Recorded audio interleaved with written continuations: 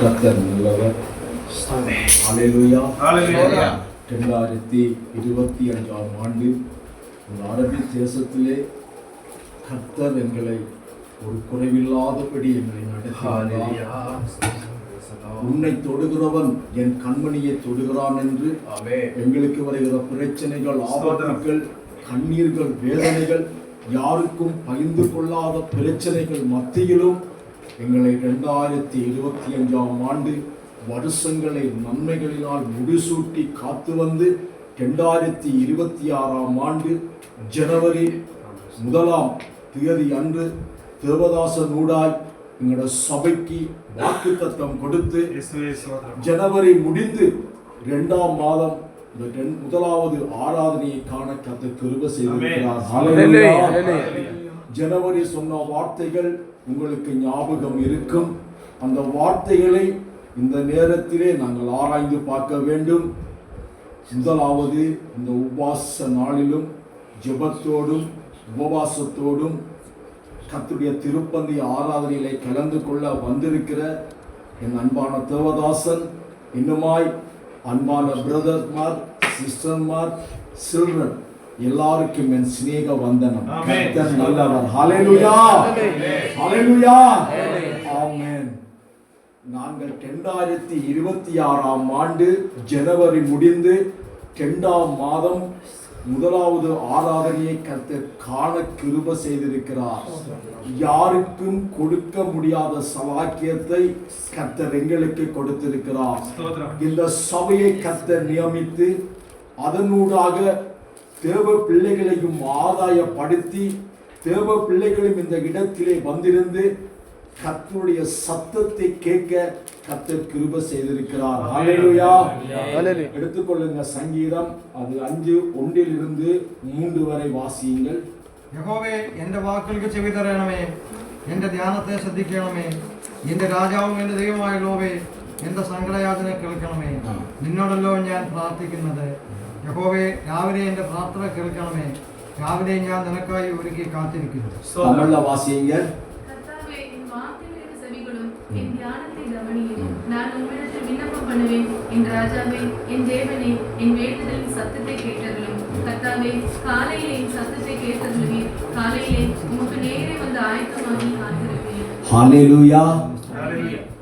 ஒன்றை நீங்க சிந்திக்க வேண்டியது, வார்த்தை அவதானிக்க வேண்டியது, வார்த்தை என்ன சொல்லுகிறது, எதை நான் விட வேண்டும், எதை கைக்கொள்ள வேண்டும், ஆவியானவர் வார்த்தை கூட எண்ணத்தை உணர்த்துகிறார், அதன்படி நான் என்ன செய்ய வேண்டும் என்பதை நீங்கள் கிரகிக்க வேண்டும். பாருங்கள், தாவீது சொல்லுகிற விசேஷமான ஒரு வார்த்தை இந்த இடத்திலே வார்த்தையினூடாக நாங்கள் காண்கிறோம். 3வது வாசிங்க பிரியா சிஸ்டர். கர்த்தாவே, காலையிலே என் சத்தத்தை கேட்டருளுமே. காலையிலே உமக்கு நேரே வந்து ஆயத்தமாகி காத்திருப்பேன். உண்மையா சொல்லுங்க, உங்களோட கையை இதயத்தில் வச்சு சொல்லுங்க, காலையில என் சத்தத்தை கேட்டருளும் என்று தாவீதை போல கர்த்தருடைய சமூகத்திலே நாங்கள் நிற்கிறோமா? காலையில வடிவா நான் மறுபடியும் நான் உங்களோடு சொல்லுகிறேன், காலையில விடிய காலையில கர்த்தருடைய சமூகத்தில தாவீதை போல கர்த்தாவே என் சத்தத்தை கேளும் என்று சொல்லுகிறதற்கு நாங்கள் தகுதி உள்ளவர்களாக இருக்கிறோமா என்பதை ஆராய்ந்து பார்க்க வேண்டும். தாவீதை போல கர்த்தருடைய சமூகத்திலே நிற்கிறவர்களாக என்பதை ஆராய்ந்து பார்க்க வேண்டும். கர்த்தருடைய சத்தத்தை நாங்கள் கேட்டிருக்கிறோமா என்பதை முதலாவது நாங்கள் ஆராய்ந்து பார்க்க வேண்டும். கர்த்தருடைய சத்தம் எந்த விதமாக இருக்கிறது, அவர் என்னோடு எதை குறித்து பேசுகிறார், அந்த சத்தம் எந்த தொனியிலே இருக்கிறதா என்பதை நாங்கள் ஆராய்ந்து பார்த்திருக்கிறோமா என்பதை நாங்கள் அவதானிக்க வேண்டும். இது கடைசி காலமாக இருக்கிறது.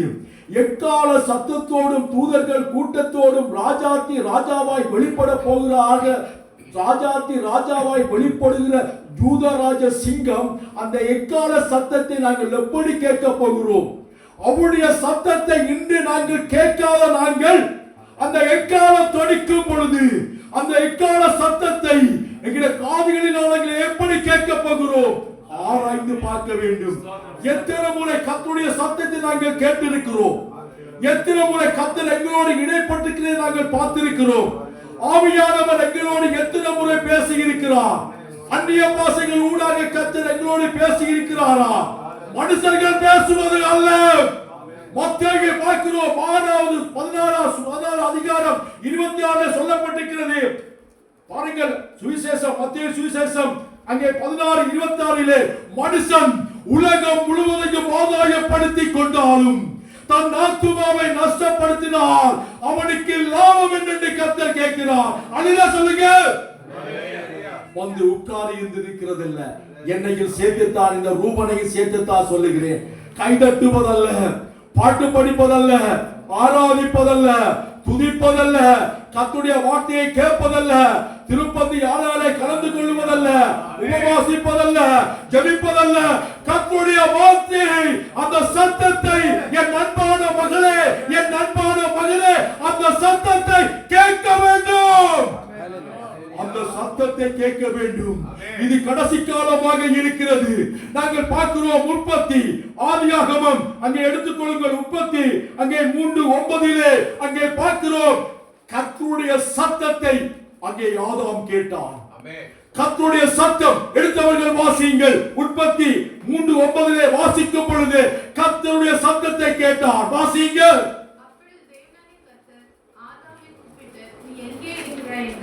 அதற்கு அவன், நான் தேவனுடைய சத்தத்தை தோட்டத்திலே கேட்டு நான் நிர்மாணியாய் இருப்பதினால் பயந்து ஒளிந்து கொண்டேன் என்றான். அல்லேலூயா சொல்லுங்க. பாவத்தை குறித்து நாங்கள் அறிக்கை பண்ணுகிறோம். என் அன்பான தேவதாசன் சொன்னது போல, மரக்கறி பட்டினா கை கழுவுறோம், மீனை பட்டினா கை கழுவுறோம், கோழியை பட்டினா கையை கழுவுறோம், மாட்டிறச்சி பட்டினா கையை கழுவுறோம், ஆட்டிறச்சி பட்டினா கையை கழுவுறோம். அதே போல 2026ஆம் ஆண்டு இருக்கக்கூடாது.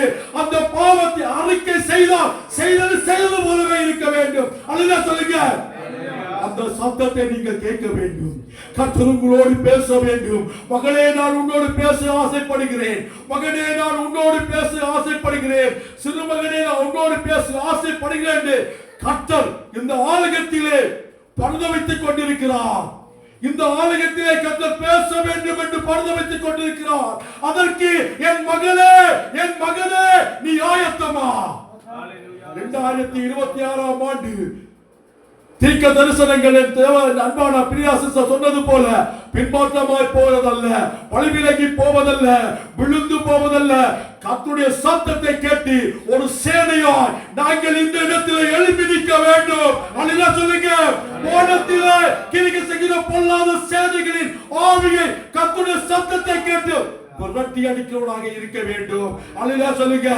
அவர் எங்களுக்கு அதிகாரம் கொடுத்திருக்கிறார். நாங்கள் பார்க்கிறோம் புறப்பாடை வாசிக்கும் பொழுது அங்கே 3:4 மோசே கர்த்தருடைய சத்தத்தை கேட்டான். அதுக்கு முதல் நான் உங்களுக்கு சொல்லுகிறேன், நோவா கர்த்தருடைய சத்தத்தை கேட்டான். ஆபிரகாம் கர்த்தருடைய சத்தத்தை கேட்டான். நான் உனக்கு ஒரு சந்ததியை கொடுப்பேன் என்று சொன்னதற்கு அந்த சத்தத்தை கேட்டு கீழ்ப்படிந்தான். 25 வருஷம் காத்திருந்தான். அந்த சத்தத்துக்கு நாங்கள் கர்த்தருடைய சத்தத்துக்கு காத்திருக்கிறோமா? அல்லேலூயா சொல்லுங்க. கடினம்தான், கஷ்டமானதுதான், ஆனால் காத்திருக்க பழகிக் கொள்ள வேண்டும். வேலை செய்வது நல்லது. நாங்கள் ஆசீர்வாதமாக இருப்பது நல்லது. நாங்கள் ஏழ்மையாக இருப்பதல்ல. உலகமும் உலகத்தில் உள்ளவைகளும் கர்த்தர் ஐஸ்வர்யம் உள்ள தகப்பன். அவர் எங்களுக்கு ஆசீர்வாதமாக இருக்கிறதை விரும்புகிறவர். ஆனாலும் கர்த்தருக்கு காத்திருந்து அவருடைய சத்தத்தை கேட்க வேண்டும். ஆபிரகாம் காத்திருந்தார். நாங்கள் பார்க்கிறோம், ஆபிரகாம் கர்த்தருடைய சத்தத்தை கேட்டார். மகளே எத்தனை முறை கர்த்தருடைய சத்தத்தை கேட்டார்? எடுத்துக்கொள்ளுங்கள். புறப்பாடு 3ஆம் அதிகாரம் நான் உங்களுக்கு காண்பிக்க ஆசைப்படுகிறேன். புறப்பாடு 3ஆம் அதிகாரம் 4 கர்த்தர் மோசேயின் சத்தம் அங்கே ஒலிக்கும் பொழுது கர்த்தருடைய சத்தத்தை மோசே கேட்டார். வாசிங்க. அவன் பார்க்கும்படி கிட்ட வருகிறதை கர்த்தர் கண்டார். உச்சியின் நடுவில் இருந்த தேவன் அவனை நோக்கி, மோசே மோசே என்று கூப்பிட்டார். அவன், இதா அடியேன் என்றான். ஹல்லேலூயா சொல்லுங்க. அந்த சத்தம் மோசேயை உருவாக்கின சத்தம், மோசேயை கொண்டு அற்புதங்களை செய்த சத்தம், மோசேயை கொண்டு செங்கடலை பிளந்த சத்தம், எரிகோவை தகர்த்த சத்தம், அங்கே பார்க்கிறோம் கசப்பான தண்ணீரை மதுரமாக்கிற சத்தம். அந்த சத்தத்தை கேட்டு நாங்கள் அற்புதங்கள் செய்யாமல் எப்படி இருக்க முடியும்? எங்களுடைய வாழ்க்கையிலே நாங்கள் எத்தனை பேருக்கு அற்புதம் செய்திருக்கிறோம்? எத்தனை வியாதிகளுக்கு கரங்களிலே கை வச்சு ஜெபிச்சிருக்கிறோம்? உணர்ந்து பாருங்க என் அன்பான சகோதரியே, என் அன்பான சகோதரனே, 2026ஆம் ஆண்டு எங்களுடைய சபை எழுப்புதலை காண வேண்டும். நன்றியோடு கர்த்தருக்கு அல்லேலூயா சொல்லுங்க. தலையில கை வச்சா விழணும், பிசாசு அலறி ஓடணும், கர்த்தருடைய நாமத்தை சொல்லணும். மோசே கர்த்தருடைய சத்தத்தை கேட்டான், அந்த சத்தத்துக்கு கீழ்ப்படிந்தான், பார்வோனிடத்திலே போனான். பார்வோன் அந்த இடத்திலே மோசே பேசும் பொழுது அவர் செய்த அதிசயங்களையும் ஆச்சரியங்களையும் உங்கள் வேதத்திலே நீங்கள் படிச்சிருப்பீங்க. மோசே பார்த்து அலறினான், இது எப்படி ஆகும்? ஏன்? கர்த்தருடைய சத்தம், கர்த்தருடைய சத்தம். இன்றையில இருந்தும் கூட 2026ஆம் ஆண்டு என் அன்பான பிரியா சிஸ்டர் தீர்க்கதரிசி சொன்னது போல இந்த 2026ஆம் ஆண்டு 2ஆம் மாதம் இந்த முதலாம் வெள்ளிக்கிழமையிலிருந்து கர்த்தருடைய சத்தம் கேட்க வேண்டும். மனுஷனுடைய சத்தம் அல்ல, மாமிசமான சத்தம் அல்ல, உங்கள் மொத்தமான செவிகள் திறக்கப்பட வேண்டும். அல்லேலூயா சொல்லுங்க. மனுஷனை சத்தத்தை கேட்டு கேட்டு கேட்டு கேட்டு காதெல்லாம் புளிச்சு போச்சு. இன்றைக்கு தேவ ஊழியர்கள் என்று சொல்லி ஜனங்களை வஞ்சித்து கர்த்தருடைய வார்த்தையை மறுபடி புரட்டி ஊழியத்துக்கல்ல ஊதியத்துக்காக நீங்கள் ஒன்று செய்ய வேண்டாம், ஜெபிக்க வேண்டாம், உபவாசிக்க வேண்டாம், வேதம் படிக்க வேண்டாம், எல்லாம் கர்த்தர் செய்து முடித்தார் என்று இன்றைக்கு சம்பாத்தியத்துக்காக ஊழியர் செய்கிறார்கள். கள்ள தீர்க்கதரிசிகளும் கள்ள போதகர்களும் எழுப்பி விட்டார்கள். கர்த்தர் எங்கள் சபைக்கு கொடுக்கிற ஒவ்வொரு தேவ ஊழியர்களுக்காய் நாங்கள் தேவனை துதிக்க வேண்டும், ஜெபிக்க வேண்டும். அந்த வார்த்தைகள் எங்களுக்குள்ளே இடைப்படுகிறதா என்று கேட்க வேண்டும். அந்த சத்தம் எங்களுக்கு இதயத்திலே தொடிக்கிறதா என்பதை கேட்க வேண்டும். இன்று உலகம் முழுவதிலும் எத்தனையோ தேவ ஊழியர்கள் விழுந்து போய்விட்டார்கள், எத்தனையோ சபைகள் பின்மாற்றமாய் போய்விட்டது, எத்தனையோ தேவ பிள்ளைகள் வழி விலகி போய்விட்டார்கள். ஐஸ்வர்யத்தால் இந்த உலகத்தின் இந்த ஆளுகிற அதிபதி இந்த பழு சர்ப்பமான பிசாசு வஞ்சிக்கிறவனாக இருக்கிறார். அல்லேலூயா சொல்லுங்க. லூக்கா 10:19 சர்ப்பங்களையும் தேள்களையும் சகல வல்லமைகளையும் மேற்கொள்ள எங்களுக்கு அவர் அதிகாரம் கொடுத்திருக்கிறார். மார்க்கிலே நாங்கள் 16 வாசிக்கும் பொழுது கடைசியிலே எல்லா அதிகாரம் எங்களுக்கு கொடுத்தவர். அல்லேலூயா சொல்லுங்க. மோசே கண்டு அங்கே பார்க்கிறோம் ஜனங்கள், இஸ்ரவேல் ஜனங்கள் கூட கலங்கி போனார்கள். அது மட்டுமல்ல, நாங்கள் பார்க்கிறோம் அங்கே யுத்தம் நடக்கிறது. நாங்கள் வாசிக்கும் பொழுது அங்கே பார்க்கிறோம் யாத்திரையாகமம் அங்கே 17வது அதிகாரத்தை பார்க்கும் பொழுது, பிறகு போய் வீட்டை வாசியுங்கள், 17ஐ வாசிக்கும் பொழுது அமோனியர்கள் கையிலே அங்கே யுத்தம் நடக்கிறது. யோசுவா கர்த்தருடைய சத்தத்தை கேட்கவில்லை, பாளையத்தின் சத்தத்தை கேட்டான். மோசே கர்த்தருடைய சத்தத்தை கேட்டான். அல்லேலூயா சொல்லுங்க. யுத்தம் நடந்தாலும் என்ன நடந்தாலும், காற்று கொந்தளித்தாலும், சுனாமி வந்தாலும், வெள்ளப்பெருக்கு வந்தாலும், நோய்கள் வந்தாலும், வியாதிகள் வந்தாலும், பின்மாற்றமாய் போனாலும், வழிவிலகி போனாலும், அவருடைய சத்தத்தை கேட்கும் பொழுது அவர் உங்களை நிறுத்துகிற தகப்பன், உங்களை நிறுத்தி அழகு பார்க்கிற தகப்பன்.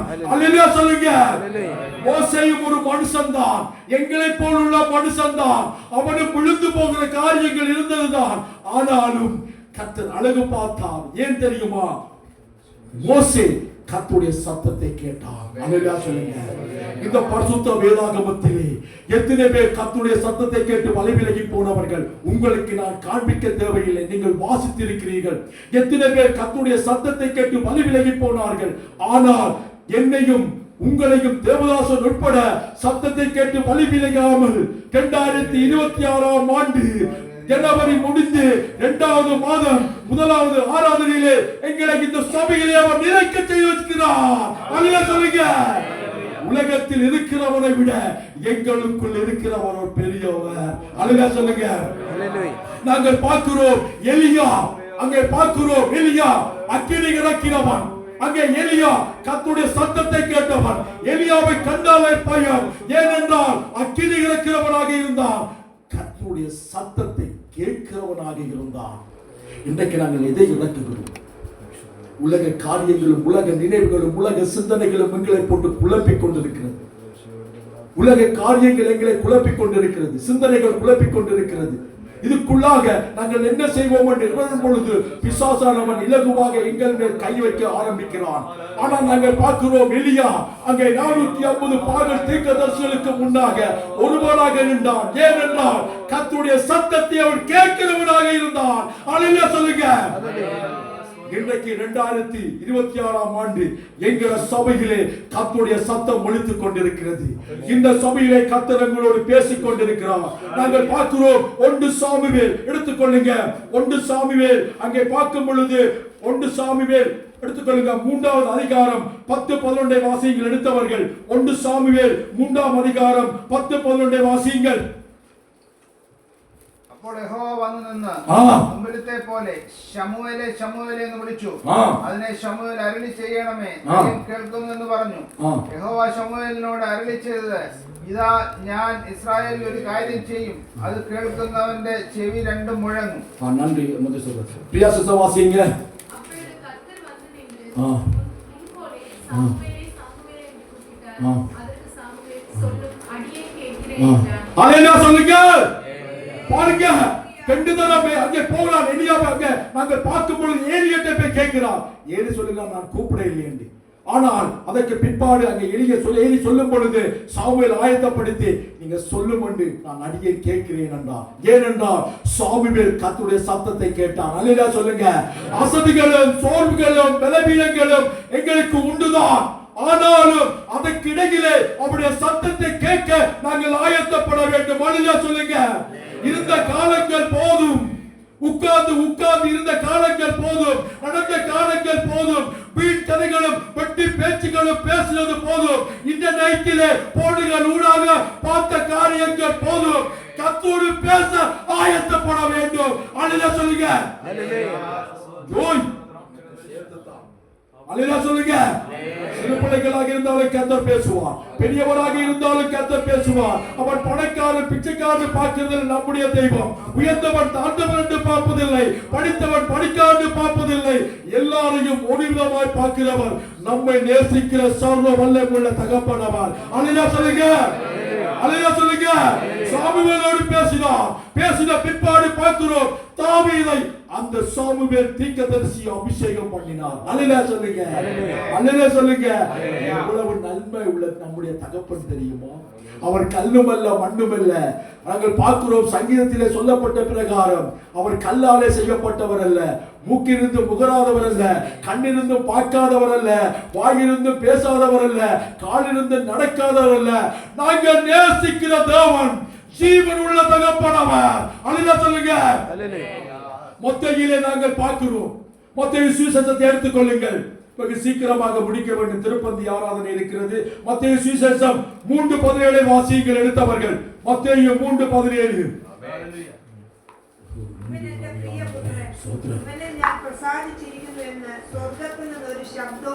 பிரியாசத்தை வாசிங்க.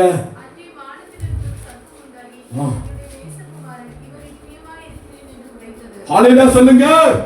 பாருங்க, பிதாவுடைய சத்தத்தை கர்த்தராகிய இயேசு கிறிஸ்து கேட்டார்.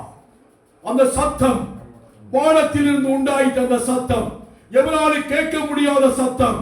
நாங்கள் பார்க்கிறோம், எங்களுடைய வாழ்க்கை எந்தளவாக இருக்கிறது என்பதை நாங்கள் ஆராய்ந்து பார்க்க வேண்டும். இந்த காலை வேளையிலே ஜெபிக்கிறோம், நல்லது. உபவாசிக்கிறோம், நல்லது. ஆலயத்துக்கு வருகிறோம், நல்லது. நான் முதல் சொன்னது போல எல்லாமே நல்லம். கர்த்தருக்கு காத்திருக்கிறார்கள், புது பலன் அடைந்து கலைகளை போல ரெட்டைகள் எடுத்து எழும்பாண்ட பிரகாரம் காத்திருக்கும் பொழுதுதான் கர்த்தருடைய சத்தத்தை கேட்க முடியும். அல்லேலூயா சொல்லுங்க. இவரே என் நேசகுமார். உங்களை பார்த்து கர்த்தர் கால வேளையில ஜெபிக்கும் பொழுது, என் அன்பான மகனே நீ என் நேசகுமாரி, என் அன்பான மகனே நீ என் நேசகுமார் கர்த்தர் சொன்னார்.